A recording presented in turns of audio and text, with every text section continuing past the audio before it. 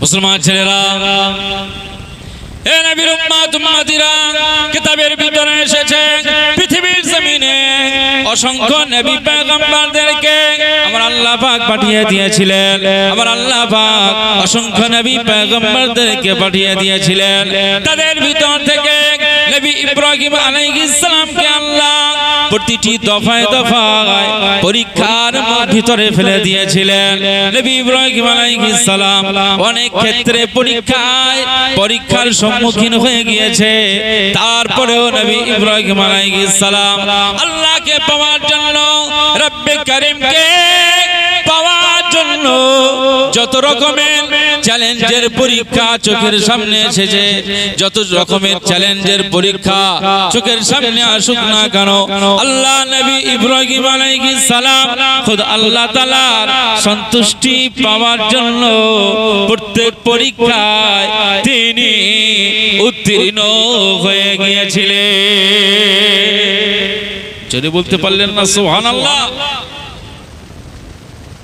ছোটবেলা থেকে আল্লাহ নবী ইব্রাহিম আলাইহিস সালাম ছোটবেলা থেকে পরীক্ষায় সম্মুখীন হয়েছেন এবং প্রত্যেকটি কঠিন পরীক্ষার সামনে নবী ইব্রাহিম আলাইহিস সালাম আল্লাহ তাআলার দরবারে উত্তীর্ণ হয়েছে। ঠিক এক্ষেত্রেও তাই। মুসলমান ছেলেরা, হে নবীর উম্মত উম্মতিরা, কিতাবের ভিতরে এসেছে সূরা সাফফাত আপনি খুলুন, যেখানে স্পষ্ট ভাবে নবী ইব্রাহিম আলাইহিস সালামের বর্ণনা করা হয়েছে। বেটা ইসমাঈলকে সঙ্গে নিয়ে যখন মিনা ময়দানের দিকে এগিয়ে যায়, মিনা ময়দানের দিকে যখন এগিয়ে যায়, ছেলেকে যখন এভাবে এগিয়ে নিয়ে যাওয়া হয়, আব্বাজান সামনে পিছনে ইসমাঈল, শয়তান এই সময় ছেলের কাছে চলে আসে, ইসমাঈল এ কোথায় তুমি যাও? ইসমাঈল জবাবে বলেন, আমি আমার আব্বাজানের সাথে এই মিনাতে এসেছি।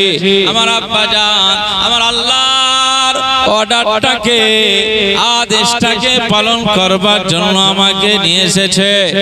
ইসমাঈল আলাইহিস সালাম যখন এই জবাব দিলেন, সেই সময় শয়তান ইবলিস ইসমাঈলকে লক্ষ্য করে বলেছিল, এই ইসমাঈল, আজ মিনা ময়দানে এসেছো, মিনা ময়দান থেকে তোমাকে আর ফিরিয়ে নিয়ে যাওয়া হবে না, এখান থেকে তোমাকে আর বাড়িতে নিয়ে যাওয়া হবে না, তোমার মায়েরা চারা তুমি দেখতে পাবে না। এই ইসমাঈল আলাইহিস সালাম, আজ তোমার আব্বাজান আজ তোমার ধর থেকে মাথাটা আলাদা করে দেবে।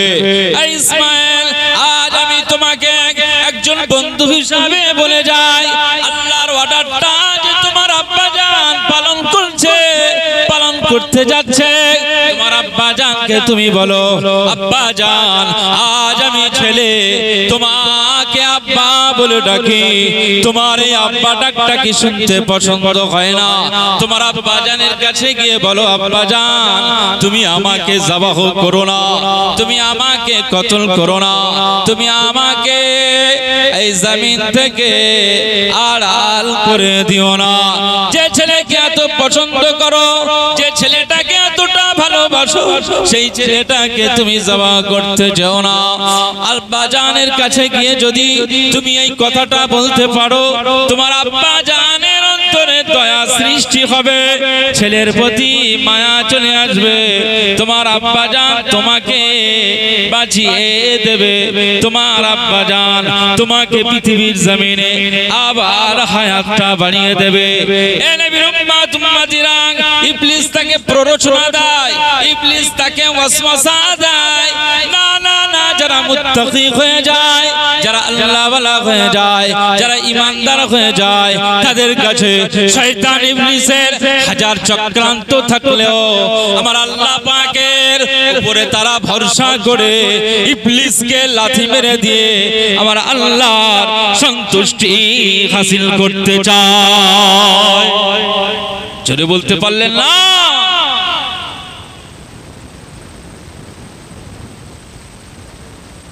আমি শুরুতে কোরআনের একটি আয়াতে কারিমা তেলাওয়াত করেছি, যেখানে বলা হয়েছে, ইয়া আইয়ুহাল্লাযীনা আমানুত্তাকুল্লাহ হাক্কা হাক্কা তুকাতিহি ওয়া লা তামুতুন্না ইল্লা ওয়া আনতুম মুসলিমুন। আল্লাহ পাক এই আয়াতে কি বলেছেন জানেন? এই চালতাখালীর মানুষেরা আল্লাহ পাক কি বলেছেন জানেন?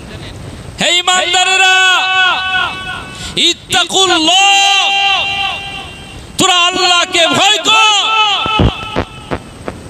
কাকে ভয় করতে বললেন? পৃথিবীর কাউকে ভয় করতে বলেছেন?